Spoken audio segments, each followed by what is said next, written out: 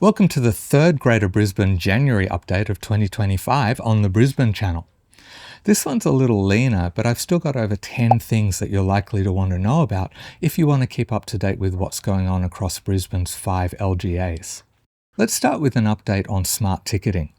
This is where you can use a smartwatch, phone or credit card to pay for your trip on public transport instead of using a Go card to tap on and off.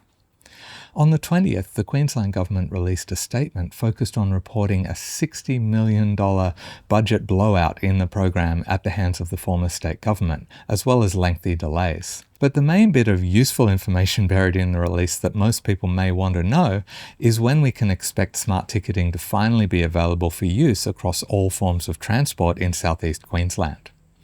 It's still not activated on bus services operated by Brisbane City Council, Clark's Logan City Bus Service, and Kinetic Gold Coast.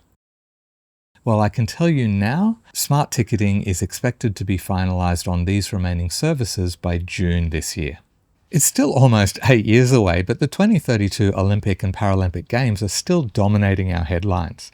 A couple of days ago, in another media release, the Queensland Government revealed that the former state government had failed to include budgeting for construction of an athletes' village, equating to a budget black hole of $3.5 billion. They claim that the Palaszczuk Miles government only allocated $155 million to the construction of urban streets and paths for the proposed villages, but nothing for the villages themselves. The statement said that the delivery and investment pathway for athletes' villages is under consideration as part of the 100-day review, and that the villages will be used to help ease the housing crisis and create a lasting legacy after the Games. We'll see what's announced about the athletes' villages at the conclusion of the review. While we're on Olympics infrastructure, former Premier Anastasia Palaszczuk dropped a bombshell in an interview this week, saying this. I've been told the committee has actually already decided it's going to be Victoria Park. Could that be Archipelago's Brisbane Bold proposal we covered in the first update of December last year? Or maybe something else? Is there even any truth to what she's saying? In any case, the Brisbane Channel is about facts, not speculation, and we'll wait to see what the official decisions are that emerge once the review's findings are reported, and of course how many the government actually accepts and implements. Make sure you're subscribing and have enabled all notifications so you can stay in the loop. Did you know that the winner of Best International Travel Insurance for Value in Finder's 2024 Travel Insurance Awards is a local Brisbane company? Wise and Silent Travel Insurance won the 2024 Value Award because it costs less on average but covers you for more. They're also the official travel insurance provider for Australian passengers on Scoot Airlines and the sponsor of this video.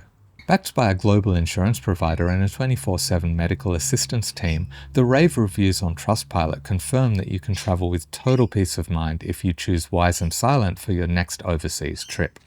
Click this QR code or the link in the video description to get an exclusive 10% discount on your premium. Another story we've been following closely is the potentially imminent failure of Star Entertainment and how that will impact on Brisbane's biggest new development and casino, the Queen's Wharf Precinct. In the last week, Star released a quarterly update to their investors admitting the precarious position they're in. State Premier David Crisafulli has resisted commenting in any real detail, but has said that in order to support those currently employed by Queen's Wharf, it needed to stay open, regardless of who was running the precinct. All the Brisbane Channel can really do at this point is keep you up to date as the situation develops. So stay tuned. The next update is about a Brisbane icon, the Story Bridge. The Adventure Climb has relocated its operations to the north side, with the new North Arm Bridge Climb opening this week. But that's not the really interesting part. A media release from the state government mentioned plans to open an All Abilities access trail later this year, as well as mentioning the addition of an adventure swing. The release talked about the creation of the world's first co-designed accessible bridge climb, but beyond that there was not really much more detail given. But it sounded like something really interesting, so I've reached out to the Story Bridge Adventure Climb and am in the process of finding out more details, so keep your eye out for a dedicated video with more details coming soon. Over in Logan, this week it was revealed that planning has begun for a development project set to deliver 500 new homes at market price or below in Meadowbrook, near Griffith University's Logan campus.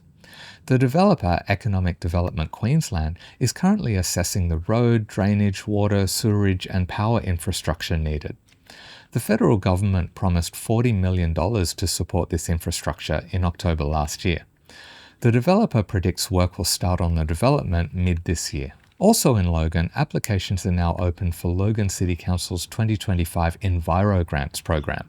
The initiative provides financial assistance to individuals, community groups, schools, businesses and organisations working to protect and enhance Logan's natural environment.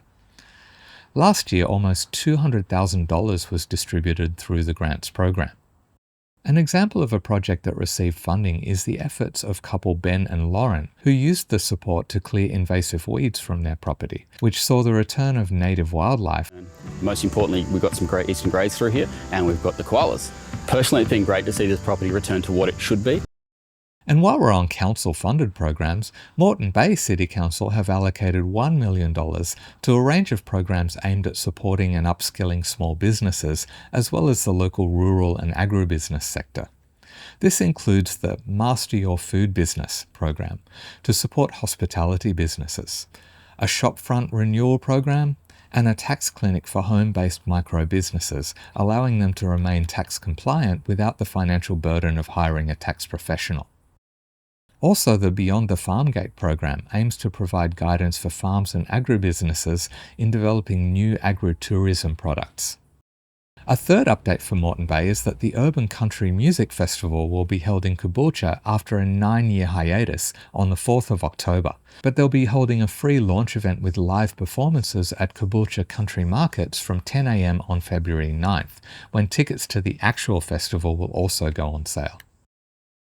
All proceeds will go to Angelus Community, which provides safe and stable housing solutions in the Moreton Bay LGA.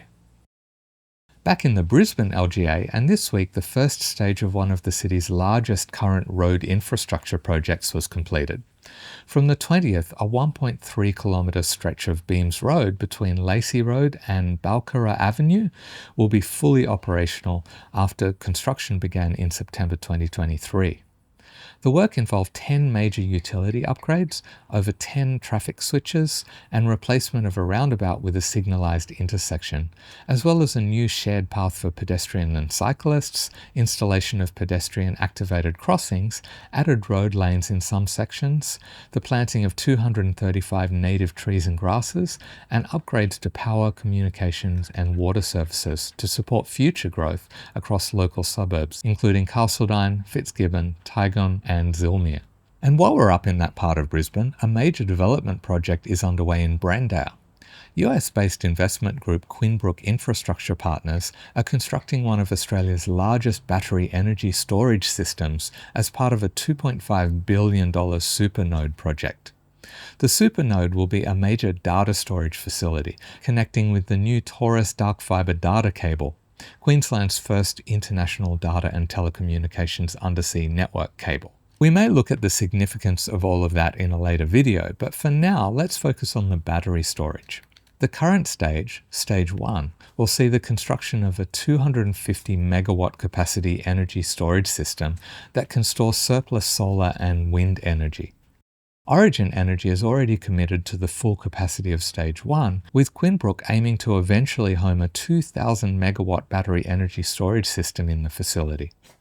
It'll be interesting to see how changes in electricity generation priorities under a new state government impact this project over the next few years. I have to give a shout out to Adventure Explorers Media here on YouTube, who not only provided the drone footage of the facility, but who actually brought this massive project to the Brisbane Channel's attention. I encourage you to head over to their channel and take a look. I've put a link in the video description. But now to something that may affect people living in public housing in some parts of Greater Brisbane. Late this week, the Queensland Government announced a $98 million program aimed at improving living conditions for social housing tenants over a period of 4 years. This includes more than 24,000 homes set to have ceiling fans installed, along with the installation of ceiling insulation, energy-efficient hot water systems, rooftop solar and cooling systems in some of the hottest areas of the state. The program's supported by a broader $116 million joint partnership under the Australian Government's Social Housing Energy Performance Initiative, or SHEPI, which no one actually calls it. The federal government said that this is part of a larger effort to eventually have ceiling fans installed in bedrooms and living areas for each of Queensland's 63,000 government-owned social homes.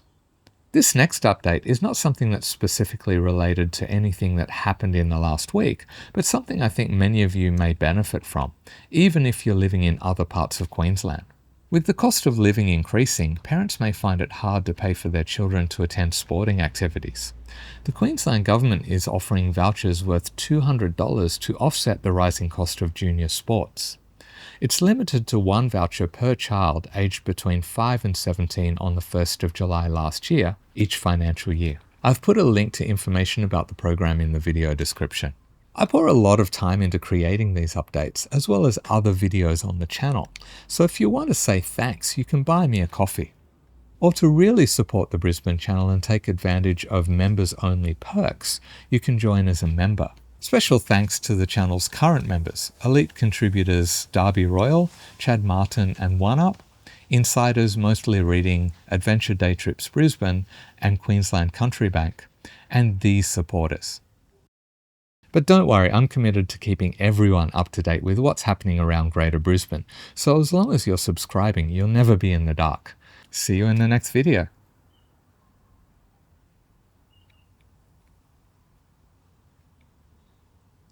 That's quite bright, but I don't think we've got clipping. We should be okay.